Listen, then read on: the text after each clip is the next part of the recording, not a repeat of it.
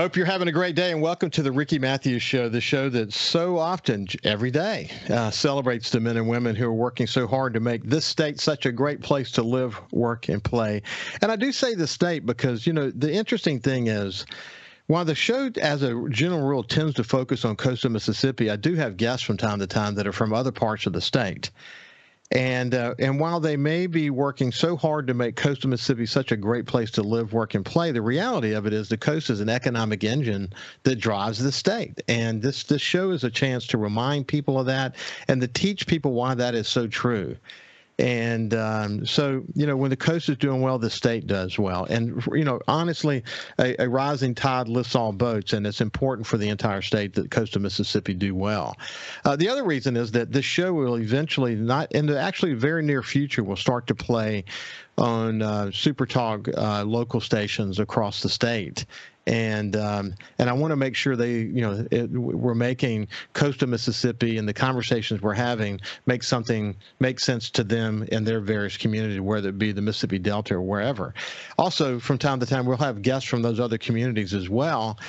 So you can learn more about why what happens in Tupelo, for example, is important to us here in coastal Mississippi, why what happens in the Delta is important to us here in coastal Mississippi, and so on. So I'm glad that we're beginning to branch out some, and well, actually a lot to be honest with you. But it's going to be good for the coast. It's going to be great for the show. It's going to be great for the state of Mississippi to have these kind of conversations. So I am thrilled about that. Okay, so now let's move to our guest today. I'm actually thrilled to have Jamie Miller, the president of the Gulf Coast Business Council, on for the entire show. It's been a while since he and I have connected. He's been in the role now for 6 months. It's amazing how much time flies when you're having fun, isn't it, Jamie? It does. It really has flown by, and I don't want to think of work as fun, but this is as much fun I've had working for an organization as I can remember. So it has. I've enjoyed it a lot. Listen, Jamie, I've always felt the same way, man. I literally loved what I did. Even after Hurricane Katrina, I loved being in a role that can make a difference. I was motivated by that. When I worked in Alabama, working with the governor on the oil recovery planning efforts and leading that effort, super excited about it. You were actually engaged in that effort. You got to see it firsthand, how passionate we were about the work that we were doing. And in my time in Louisiana, as tough as it was because of the strategic changes we were making, it never was as tough on the inside as it appeared for people looking from the outside. The team that I was surrounded by and the work that we were doing, we knew that it had incredible ramifications for our industry. And I just love that. And I actually said the day that I feel like I'm not in love with it anymore, I'm going to retire. And that's what happened. Actually, I wasn't having as much fun as I used to. And I felt, I couldn't live in this high stress world for the rest of my life. I'd been in it for so long. It was going to start to affect my health. So I gave my owners a 2-year notice. It took 2 years and 6 months. And in my 50s, I was able to enjoy retirement and eventually come to do this show, which I've really enjoyed doing. But, your journey's been kind of like that. It's been all these interesting twists and turns along the way. But as we've discussed in past shows, the accumulation of all those experiences, whether it be here on the coast working in the marine resources arena or whether it be at the Mississippi Development Authority, you've been in a unique position to learn and prepare well for the gig you have today, haven't you? I have. Thinking back, I can't think of two better agencies to have had some experience with than DMR and MDA. Both one focused directly on the environment and kind of how the coast is its economy and environment are tied together, and then at MDA directly kind of looking at growing the economy statewide, but also on the coast, looking at assets. How do we recruit? How do we market ourselves? Of course, MDA also has tourism, so. Yeah, those two organizations for sure played a great role in kind of what I've been able to kind of talk about and experience now.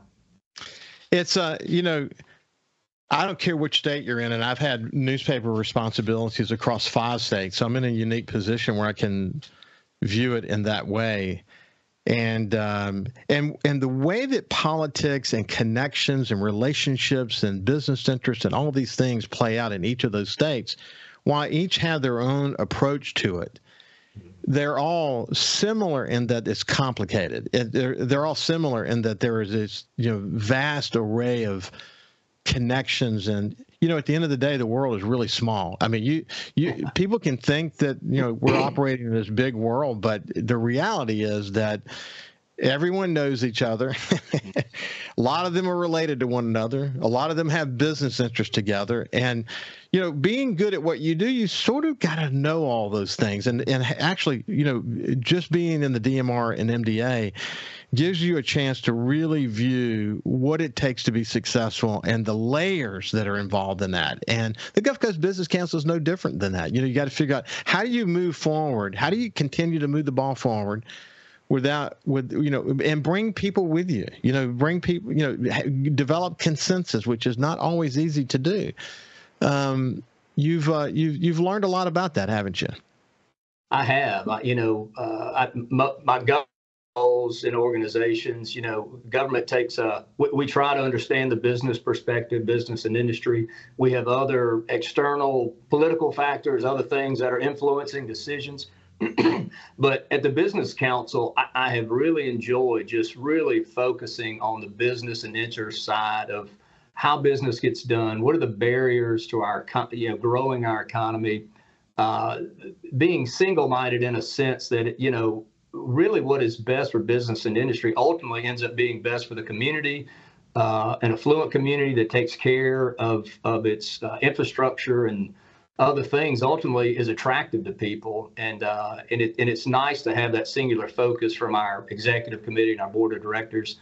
But it's also great to have that perspective from the pure government side of how to influence public policy. Yeah, what's interesting is that what we know is, and again, I'm not getting down into the weeds of any of this, but just looking at sort of globally, that there are some people who don't want to be told what to do. There's some people who don't want to have a lot of light shined on what they're doing, and these type of people are in every walk of life. They protect the status quo. Every community has that. Every community's got it. That's why consensus is so important. Developing consensus around it. That's why after Hurricane Katrina, when we formed the Business Council, and I was thrilled to be one of the founding board members of the Business Council, that this regional organization, you have these chambers, incidentally, the role that the chambers play in our communities has really advanced significantly over the last many years. I think Katrina helped push that forward in a way, but chambers are involved in community building now. They're involved in grant awarding and working closely with their elected officials, and they're not just your father's chamber anymore. So they've got their roles, and all these other nonprofits and governmental entities had their role. But what we needed a business organization that was regional, that could really sort of look out for not just business interests, but also sort of the strategic vision for where this community might go. How do we take advantage of? How do we operate within a world where sort of the old approach to economic development, we still have to do that, promote business and industry, attract business and industry, but also operate within the realm of the new economy, which is a lot about building the kind of places where people want to live. And we needed an organization that could really say grace over the regional view. We didn't have that before. We had, we had the makings of some of that, but not nearly to the extent that we have today. And now that we have a business council that's fully operational with folks like Jamie leading it, and really, truly, as I've referred to it many times in the past, a dream team, literal dream team of CEOs representing some of the most important employers on the coast, in the state of Mississippi, for that matter. When you have that kind of involvement, you can make change happen, can't you, Jamie? Yeah, you can. And I don't know that I appreciated just the I don't call it power, but the influence of the lower three counties have. And I've tried to spend as much time as I can in each of the counties with the economic development organizations and the other community development organizations. But each time I'll walk away from those counties and what they're doing and kind of how they're putting themselves together for success. When we put those counties together and look at what we can do regionally and even statewide, each day I wake up more encouraged about just how impactful we can be. And so when I'm in those meetings, I try to remind people, this is happening in Hancock County. Something very similar is happening in Jackson County. Let's get together and see how we can leverage those resources. I've been blown away with just how responsive people have been and how the sentiment about really working together in some alignment. Not every time. I mean, it gets a little trickier when you get to the municipal level, but I feel really good about people's interest in thinking regionally. Boy, is that in fact, we're going to talk more about that when we get on the other side, and then we'll talk a little bit about some really important events that are coming up, Coast Symposium, and why gathering economic data is really important, so that we can all we can't go to where we want to go if we don't know where we are now, if we're not all looking at the same set of data. But we'll talk more about that when we get on the other side with Jamie Miller, who's the president of the Gulf Coast Business Council. We'll see you after this. Welcome to my show, where we are joined by my friend Jamie Miller from the Gulf Coast Business Council. And in just a second, we're going to talk about the State of the Economy Symposium that's coming up here shortly. But this notion about regionalism, every community, I don't care where you go, there's always going to be a tug of war between what's best at the municipal level, what's best at the county level, what's best at the regional level.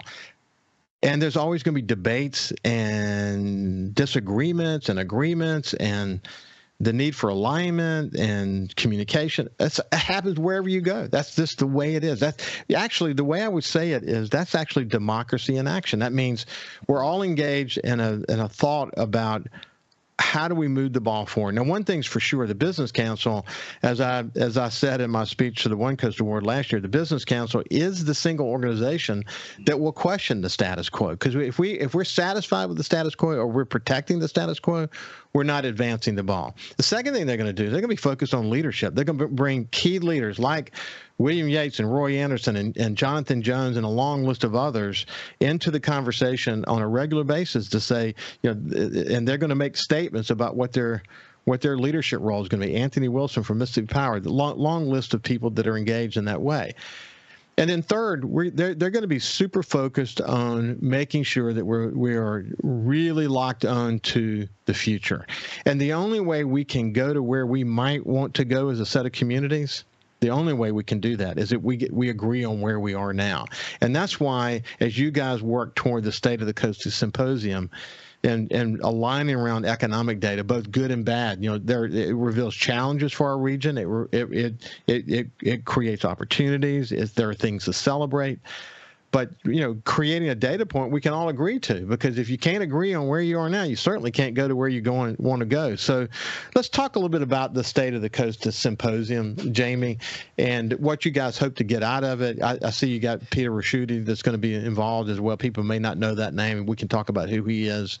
But no, just kind of frame it, and then let's get into some of the details. Yeah, the State of the Coast Symposium started, I think in 2018, maybe 2019, and it was an annual event hosted by the Business Council to bring forward economic data, bring forward current realities about where we were, where we had been, kind of how do we move forward, what are the real challenges, what are we doing well, what things are we doing well, and we'll have a room of 500 or 600 people. We've had incredible response from sponsors. We had a 2-year break just because of the pandemic, so I think people were really ready to get back in the room and hear national economy, regional economy, and then really drill down to some things that are going on locally within our coastal and municipal economy. So this is the opportunity for us to. It's not a cheerleading session. It's an opportunity to hear from some quality people and listen to some, or I guess get some quality data, and then maybe start to steer toward, what are the solutions to that. And so we'll be doing all that. You mentioned Peter Raschuti. Peter is an economist, but gives talks in somewhat of an entertaining way. And we've asked him there's so many things going on nationally and even globally that are impacting our state and our coast. So we don't want to leave that out. And then I will be able to give kind of a more granular look at what's happening in gaming and sales tax and labor, and try to focus in on where we're the common themes of challenges and common themes of successes. So, you may get to it. We're going to be given a new award this year. I'll let you talk about that in a second. Yeah, it's a rising tide where I can't wait to talk more about that. I think it's terrific that you guys are focused on that, but we'll come to that in just a second. But, one of the I always think in terms of strategic planning as, first of all, you got to be extremely honest of the current situation. What is the current situation? I used to call that current process analysis, where you're, in some cases it may be understanding a specific process or a collection of processes that lead to some outcome. It may be looking at the data and really debating, is that the best data we can get our arms around? There are other data we need. There's some research that we need. But the goal is to try to get as clear an understanding of the current situation as you can possibly get. And when you're doing, I'm talking about real, honest, strategic planning, you don't try to shade the numbers. The numbers are the numbers. We're not trying to put our best foot forward. Now, look, if there's something to celebrate, that's great, and you should celebrate that. But if there are other aspects of the data as it applies to us, challenges in the labor market, for example, or maybe, the average pay, or those kinds of things, we got to be honest about it. And then, as you pointed out just then, what are you going to do about it? So there's a current process analysis. And then there is some discussion about what could be, where can we be? And then it's what are the steps we got to take to get there? And it could, you could have 100 strategies that roll out of an effort like that. But it's the intention of the Business Council to have smart, real conversations about where the challenges are, where the opportunities are, where the celebration should be. And then to sort of create a conversation, create a platform to think about where we could be in the future. And that's serious and that's real as it relates to the Business Council's role, isn't it? Yeah, it's central to what I believe our role is. I mean, we do other things throughout the year, but this event annually is kind of a culmination of us sharing what we're seeing from our CEOs, from our businesses and industries, and also what we're seeing externally kind of impacting the coast. Could be, Fed interest rates, could be war in Ukraine, could be debt ceiling debate in D.C. It could be a host of things, but we certainly want to know, and getting back to something you mentioned in a previous conversation, data is one thing, but then trying to understand kind of what's behind the data, the context for why we're seeing what we're seeing. Because frankly, in many cases, the last year, we've seen a really good recovery from the pandemic. If you look at sales tax or gaming revenue, there's a lot of things that are positive. The question is that a 6-month occurrence? Is that going to be a year? What do we look like 18 months from now? How do we prepare for what the future may be? And so we want to tease out those things. We want to have an honest conversation, as you said, about the numbers and then the context for what we're seeing. Let me give you a really good example, and we can talk about this in depth as you want to. But I'm actually develop a series of shows around this theme. But I'll start with this. As part of the SuperTalk Mississippi News has a thought leader plan that they're implementing now. They're having writers from across the state that are going to be regular contributors. And one of the contributors to this effort is Coach Young Professionals. And Jace Payne wrote the first column. Aaron Rossetti wrote one just recently. I've had them both on my show to talk to them. And there's a central theme that emerges, and that is that young leaders, and these aren't leaders that are just at the beginning of their career. They're further along in their career. They're going to be the next leaders of the Business Council, and et cetera.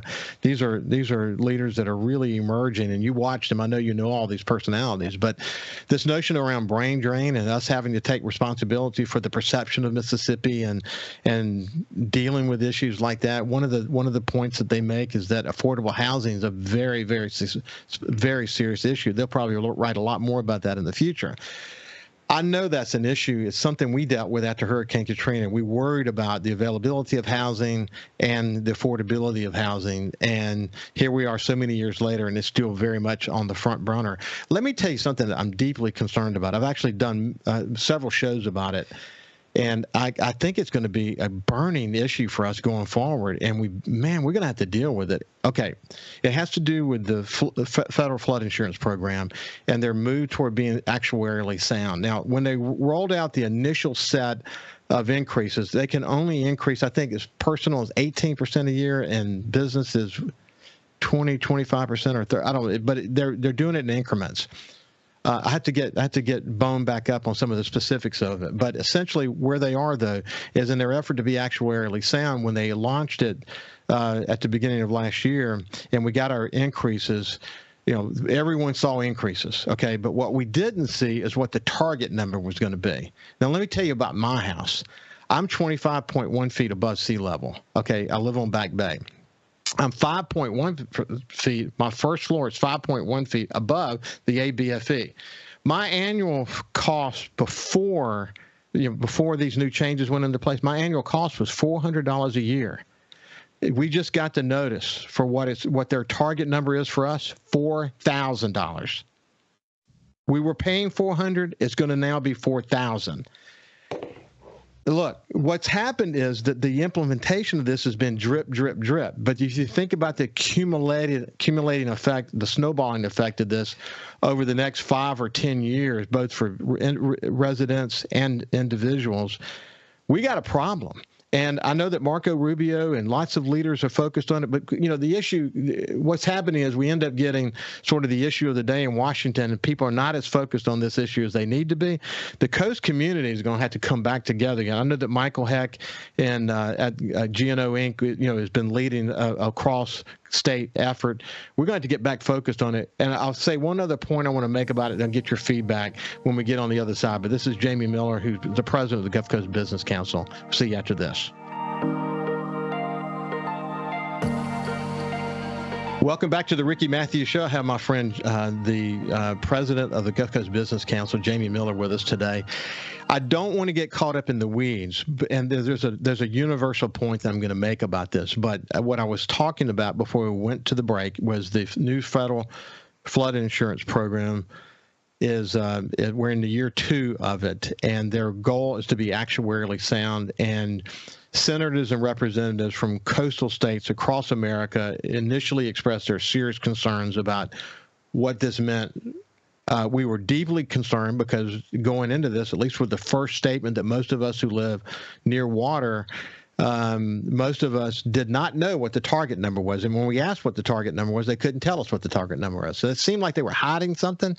But now take a look at your statement. The statement now says what your target number is. In my case, it's going to go from $400 a year to $4,000 a year.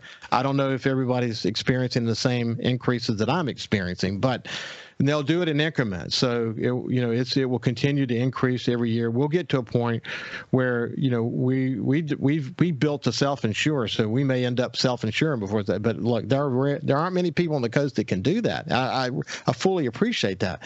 It's going to create a huge affordability program problem for people who live along the coast, and it's going to impact businesses in a really big way too. So we need to get back focused on that. And I think what the push needs to be is towards some federal catastrophic coverage so that it's not, so we can spread the risk. That's really what needs to happen, something like that. Okay, I don't want to get into weeds, but the point I'm making is that any issue, if you start looking at the strategic challenges that we face, just on affordable housing, are we building enough units that give us what we need? Are they built in an affordable way? What are some of the encumbrances of building affordability? Insurance costs are one of those issues. That's just one item. There may be 1,000 more items on the list. When you look at this in a very sort of strategic way, it can be overwhelming, but the prize is going to come to those who burn the midnight oil and are willing to build teams around all these efforts. That's what success looks like, and that's why the Business Council is focused in that way, isn't it? That's right. I mean, housing is an issue that I've heard over and over. And you're right. If you talk to bankers, it's, interest rates are impacting the affordability of housing. If you talk to the insurance companies, federal flood insurance, even hazard insurance is becoming a huge part of the cost of housing. And then inventory, we're still building inventory. And if you you go to places like Ocean Springs or Bay St. Louis, and even really across the coast, you've got a lot of second homeowners now. People in Louisiana and even Alabama buying houses and taking up inventory. Sometimes smaller houses that would be an entry-level house for somebody just getting started. So it's multifaceted. There's no question. It's going to take really a group of subject matter experts to come together and start to knock away and chip away at a solution. Yeah, it is. Man, there's a lot to it. There's a lot to it. In fact, I noticed that some of the more national data shows that new housing ownership has actually decreased, and the number one thing that has increased is number of renters, because people, while they can't afford to buy, they're renting. Then you see why certain home builders in coastal Mississippi are moving more to a rental model than a sales model. There's so much here to kind of break down, but who's going to lead the conversation around these things if we don't have a business council? I mean, that's an important question to answer, and to drive the point home, that's the role the business council's got to play, isn't it, Jamie? Yeah, and that's an issue that's not specific to Biloxi or Waveland. I mean, that is impacting everybody across the coast. It impacts taxes for the city and the county. It impacts business. It impacts our ability to recruit.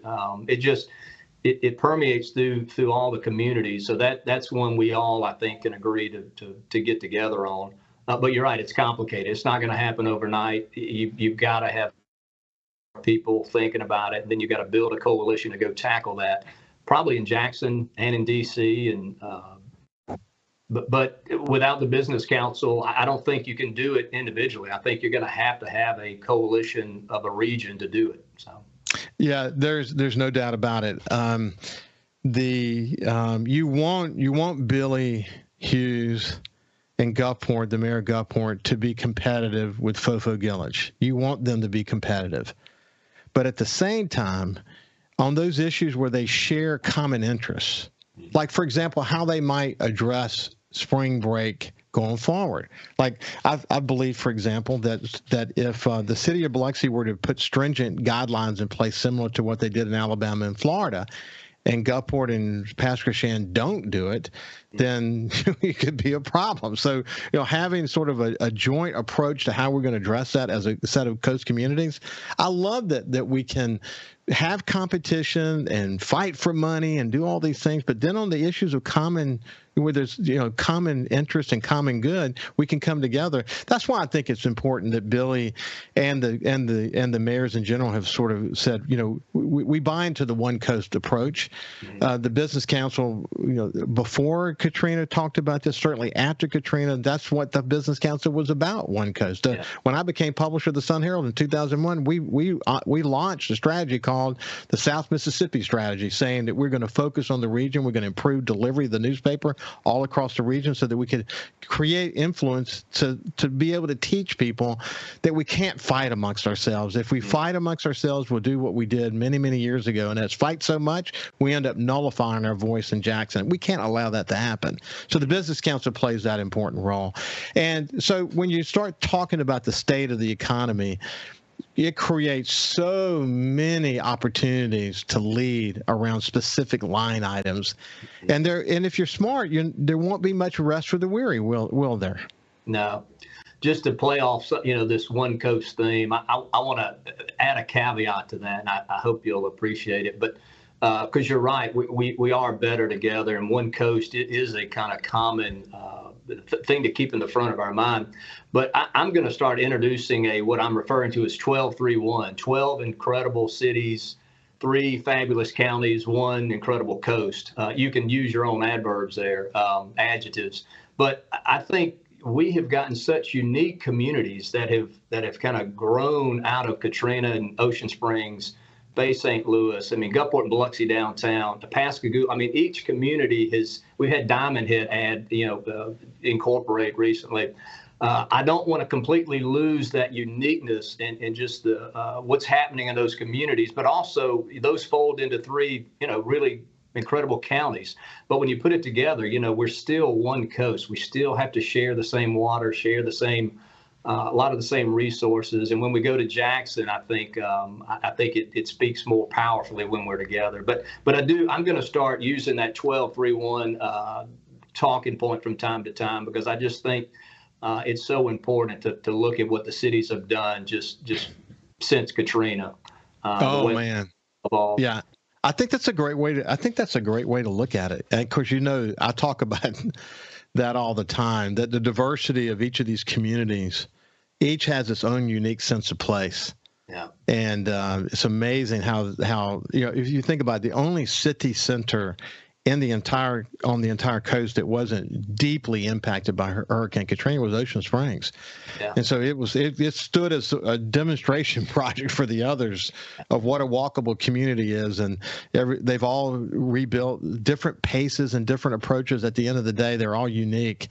And you see the amount of mixed use that's going in place now.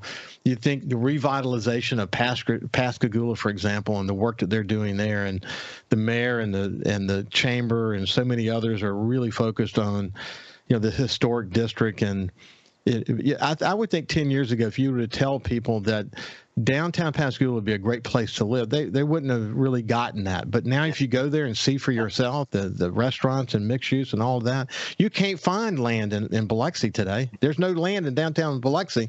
And the amount of development and restaurants and mixed use, it's incredible.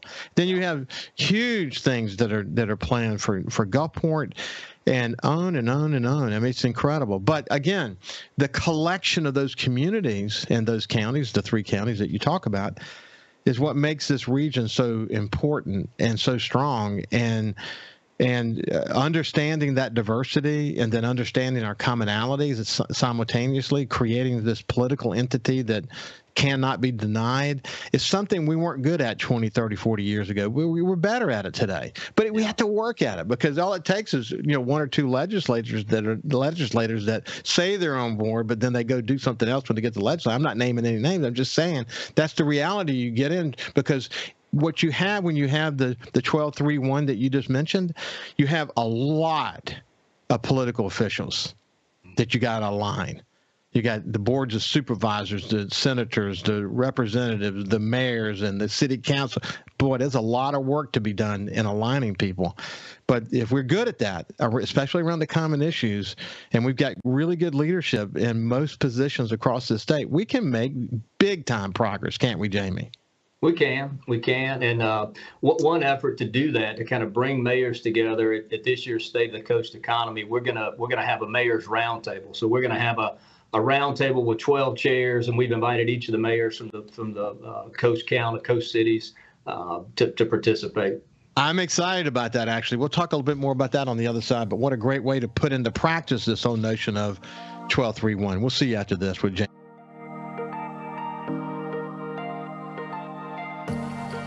Welcome back to the show. I have Jamie Miller, the president of the Gulf Coast Business Council, and we were talking about during the break, we enjoy having this conversation because it's a great reminder for people who are in the trenches why we need to do what we're doing. For young people who are coming along and want to learn more about what it means to think regionally, this is a great opportunity to get some education around that. And I think it's also a reminder that, the point that I made at the One Coast Awards last year is that we can't have enough leaders. We need more leaders to get the big picture. That's why Leadership Gulf Coast and the Master's Program and all these different chamber programs that are taking place, they're doing a great job of identifying and training leaders. But that's why it's so important, because we don't have enough people. When you think about the insurance issue and then the next issue and the next issue and the next issue, we need viable, competent teams with experience around each one of those issues. And before long, you could have 20 top issues that you're trying to deal with that would allow coastal Mississippi to advance. So that's why process can get kind of nerdy at times, but having defined process is the way you find success. What gets measured gets done in a community. I love this idea of a roundtable, Jamie, for the coast mayors. Thank you all for putting that together. I think it's going to go a long way just to converse and get to know each other better. Yeah, they don't have the opportunity to sit around a table, I'm sure, very often. And so we thought this year's event would be the right opportunity. We'll put them right up in front of the stage. give them some recognition for being there. And then the goal of this really is to do one quarterly, for the business council to host a mayor's roundtable quarterly, maybe for breakfast. It would not be a public meeting. It would be a meeting for the mayors to kind of look across the table and maybe share some challenges or successes they're having, or just catch up on things. And so it's something we want to build off of. I think a quarterly roundtable of the mayors, we hope they'll be amenable to. But they've got a full plate at each of their cities, and we want to be supportive of them, and we want to make sure they're communicating, from time to time. Yeah. Well, Billy said on my show a week or two ago that during COVID, they did a really good job of communicating with each other because they shared a lot of what they were going through, et cetera, and they'd gotten away from it. I think they had a call recently where they tried to reconnect again, but certainly there's a willingness to want to get together, and doing it in this format though, where they've got, the business community comes together with them.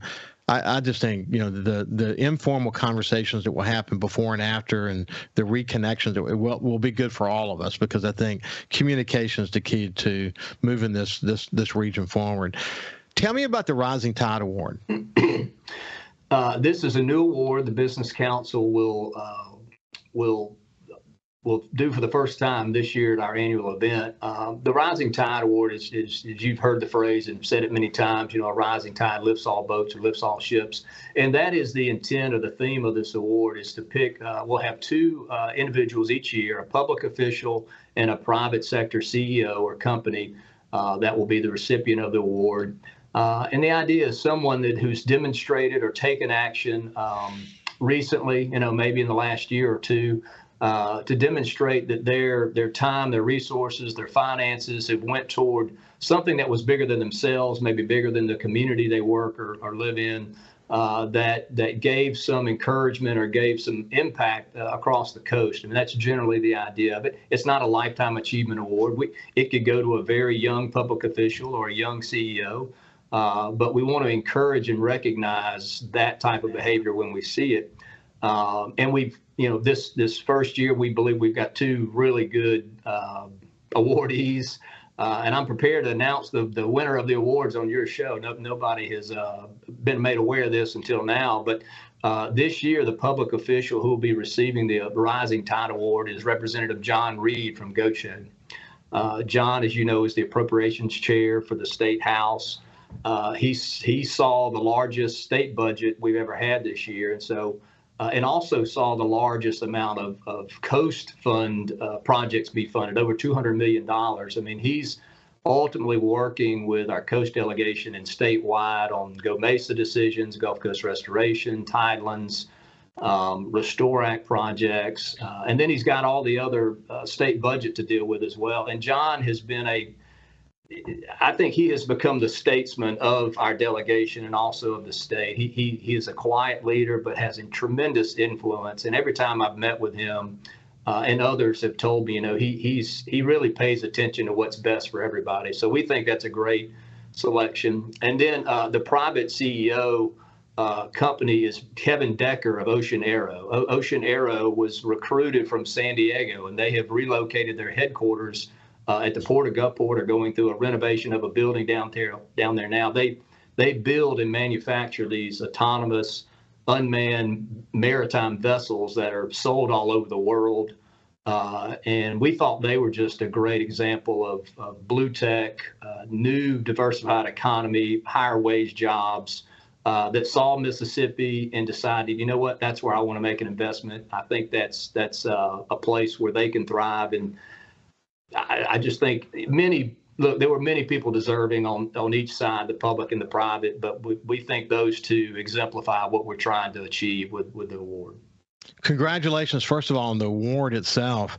As I said when we started at the Sun Herald back in 2001, the what are now the One Coast Awards, is that it's an opportunity to hold these people up as examples for others to follow. And you talk specifically about behavior. I love the notion of a Rising Tide Award. But congratulations on the winners. We'll have them both on the show here soon. We're out of time for the day, my friend, but we'll pick it up soon. This has been Jamie Miller, the president of the Gulf Coast Business Council. Thank you.